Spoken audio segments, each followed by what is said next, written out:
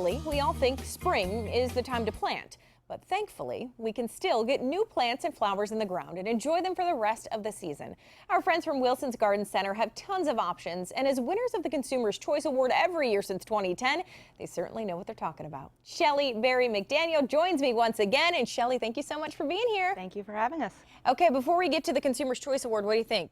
My garden. It's a little crazy, right? I think it's fantastic. Okay. Good job. You're giving me the thumbs up. All right, so the Consumer's Choice Award, it's obviously based on customer satisfaction. So what does that mean to you, to the Wilson's Garden Center family? It gives us great pride. We're very pleased, and we would like to thank everyone that voted for us here in Central Ohio. We're extremely pleased. Okay, well, Wilson's been around for quite a while, so how did you guys even get your start? Well, we started as a farm market in 1958, and we have grown to what people see now today. We have over 100,000 square feet of greenhouse space, and still family owned and operated. Okay, perfect, which I think is important to people, and that's why they probably have so much pride in Wilson's Garden Center. So since then, too, you have grown, as you mentioned, how big your greenhouse is, quite a bit. So now you have, I mean, the options there kind of are endless, right? Endless. I mean, when you come and you bring all this stuff, I think, how can there be even more at the store? Obviously, this is a very small portion. But through the years, as you said, remains family owned and operated. So let's talk about some of the trends, some of the things that you brought today that people might be looking at. Well, the trends, you know, everybody's concerned with what they're eating, bee population, pollinators, natives, and what we brought today sort of fits into all of that. Okay, so let's go through some of these. And are these things people then can still plant now? Yes. Okay, so let's start all the way at the end here. The tall purple things, what are those? That's agastoche, really a great plant for bees, butterflies. You know, a lot of people are a little leery when we say, oh, this is great for bees, but the bees don't care about you. And again, everybody's into butterflies. So if the bees like it, the butterflies do as well. And it's one of those things you can sit out and enjoy those things. Yes. You don't have to sit too close to it, afraid of the bees, but you can have it in your yard. It's beautiful. Exactly. Okay, so moving over, now right next to it, it's kind of like that darker purple and green, which I think looks like something great to kind of fill in between things. Right, that is Pye Weed. It makes a great backdrop with that dark foliage with the other flowers, makes them pop. Yeah. It does bloom a little bit later.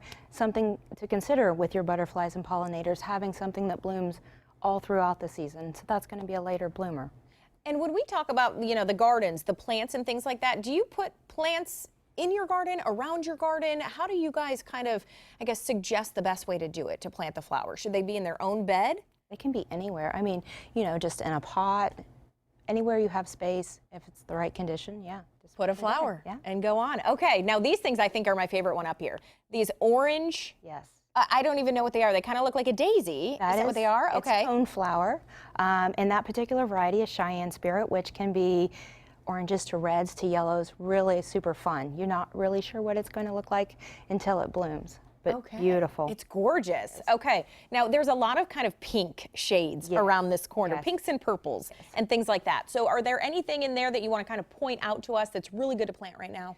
Oh, well, again, all of it's really good to plant. The Monarda in the front, the bee balm, is super cute. That's that pinky, purpley. Very fragrant also. A lot of people are into smells. That one smells like Earl Grey tea. And there are a lot of benefits, as you mentioned, the bees and butterflies for, I mean, I guess, how does the pollination work as far as being good for everything else? So if you have something that attracts the bees, that's going to be great for everything in your yard, isn't it? Right. I mean, you could even plant these along your vegetable garden, you know, because your tomatoes, they need pollinated as well. So you're bringing in the bees and they're going to pollinate your tomatoes. Okay, now what about the stuff we already planted, Shelley? Last time you were here a couple months ago, right, and had some great flowers. Say we planted all of those, how are we maintaining them still? And specifically, I want to ask because I have a rose bush and I have had to prune it like 916 times. Oh, well, that's good. It's growing. I know, it's growing like crazy. Yeah, so I keep pruning and pruning. Things like that, though, I mean, you do have to maintain some of your flowers. You do, and we get lots of questions about that sort of thing, and we welcome that. Either stop in, give us a call. We're happy to help.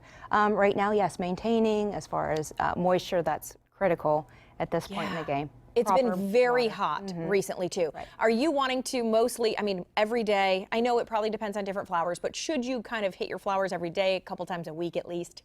A couple times a week at least, yes. It just depends on what it is. All right. Well, again, Wilson's Garden Center, great place to get advice as well as every single flower that you could possibly Exactly. imagine. All right, Shelley, thanks for being with us. Thanks for having me.